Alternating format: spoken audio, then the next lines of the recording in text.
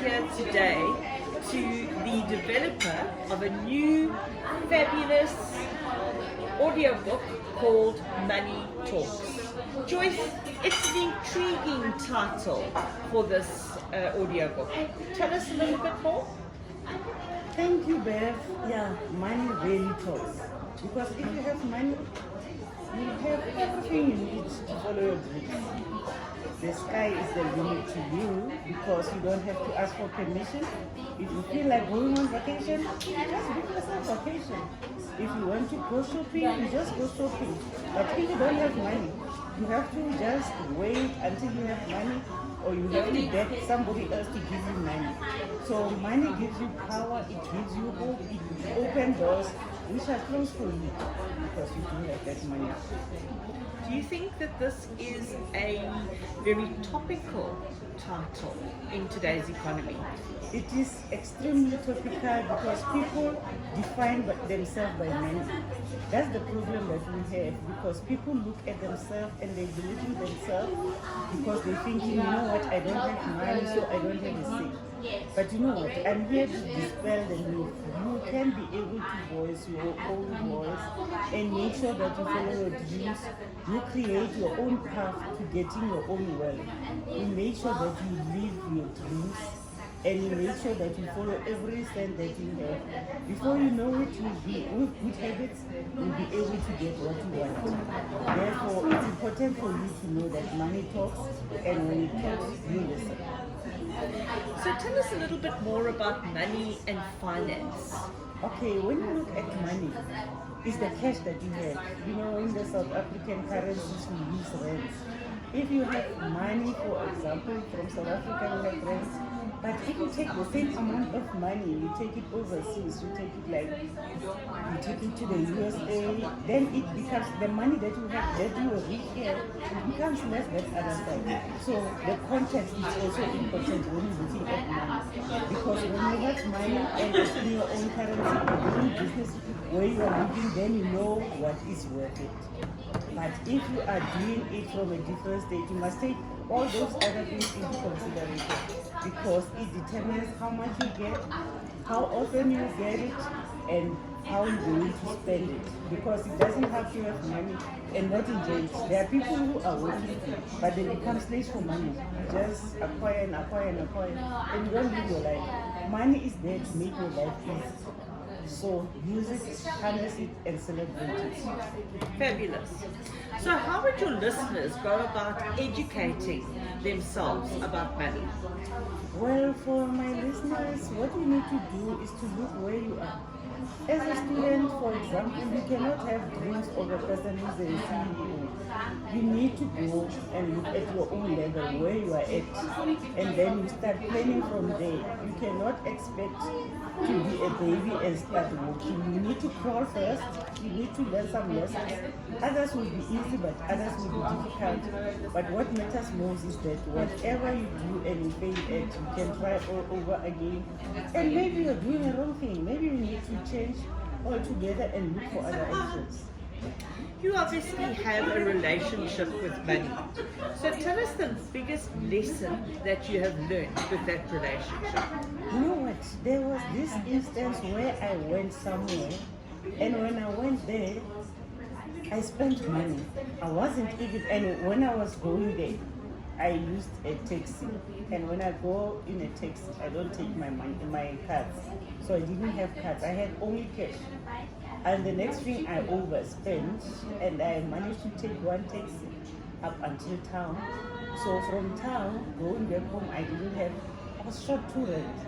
You know, I waited for more than an hour for someone I knew. And I started a conversation with somebody else. And that person was like, wait a minute, we've been talking for more than an hour. Why are you not taking a taxi? I said, I don't have 2 rands. And she said, okay, you could have passed. And she gave me the 2 rands. And that's when I went home.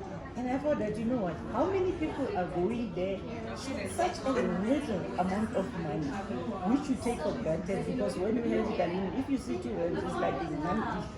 But if you go to these taxis and you don't have enough money, it's like you're taking chances. You can't explain because I was wearing nicely and I had luggages with me. I cannot explain why I don't have that.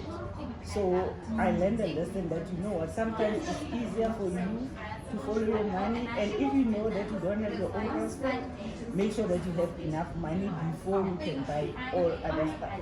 It's a bit of a gamble if you go. Exactly. Right, so tell us a little bit more about your early experiences with money. Okay. Who was your role model? My role model was my mom.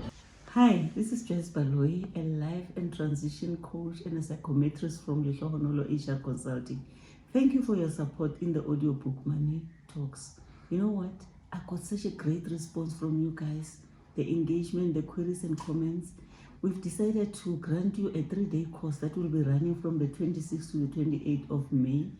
And as most of our clients are working, we'll be running the sessions for 2 hours from 5 to 7 in the evenings. You are welcome to follow us on Lehlohonolo HR Consulting, and you will get the link below to register.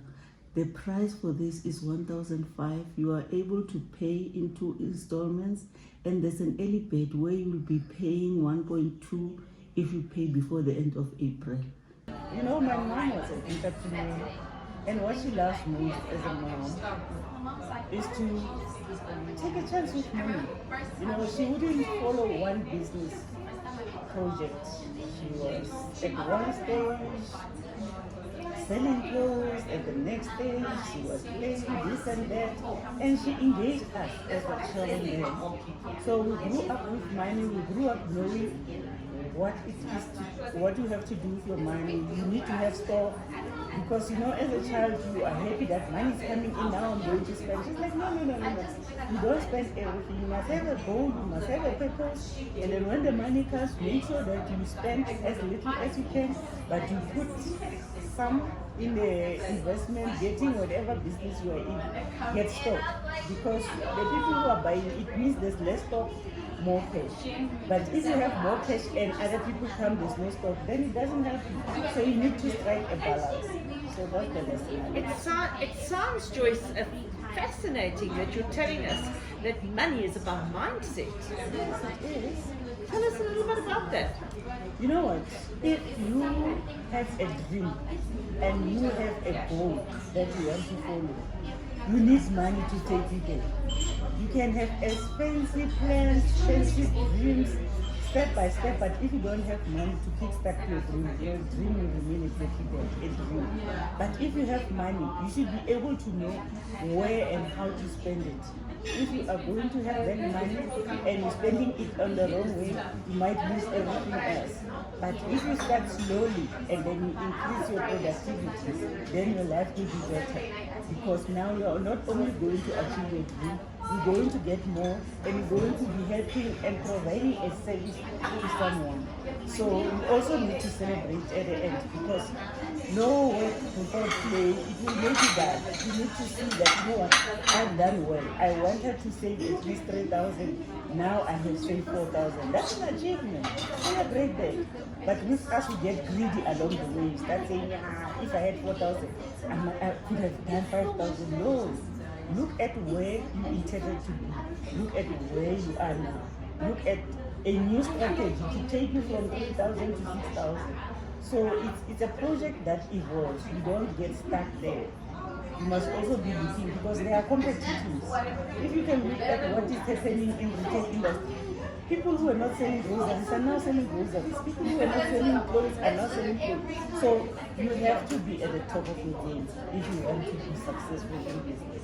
Sounds like you're talking about opportunities. Definitely. Opportunities are seen by a person who's looking for them. You know, a good example, if you want to buy cars and you don't know which car you want to buy, you will see cars but they don't mean anything to you. But the moment you are sure, you have your finances and everything lined up, you will have an idea, a clear winner in your mind that, you know what, I'm looking for this car. Every every time you walk around, you will see only that car, despite so many others that are coming there.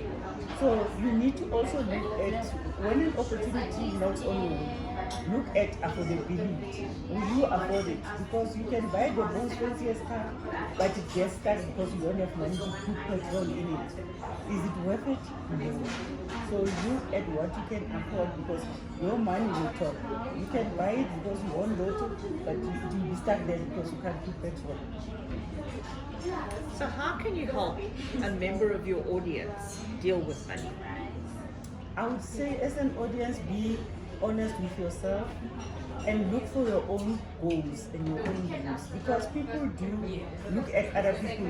You are Bev, you are working with me, you see me buy a house. We didn't plan for a house, but because I bought and we are at the same level in terms of our work, you start buying a house. That's not your dream, that's not your goal. I've been living for the past 10 years planning for this day. But when you see the end result, you're thinking that, yeah, Joyce wants to show off, I will show her. Then you end up being in debt, serious debt because of me. But if you had your dream, you'd be saying, good for her. She needed a house, but I have a house. I need a car. Then you buy yourself a car that you planned and dream and you know you can afford. Not something that is forced on you. The challenge is to stay away from pressure, because most people are in financial debts because of pressure. Seeing other people doing this and they want to be like them. That's the challenge. We used to call that concept keeping up with the Joneses. True. So who would you be your comparison? My comparison is with myself. You know, when I do something, I'm looking at, this year, when the year begins, I have my goals, the financial goals. By October, November, I'm going back and reflecting, did I achieve it? If I didn't, why didn't I achieve it? Was it the wrong goal? Was it something that I overestimated or underestimated? What can I do differently? What can I learn from it? Then whatever I do, I accept my mistake if I made a mistake. If I didn't, I celebrate my success. But I go on and set new objectives. That's how I keep up with my finances. It has been totally inspiring meeting with Joyce Baloyi today. And I'm sure that the audience is going to be so excited to listen to her audiobooks. So please grab the opportunity and remember, money talks. It talks really loud and clear.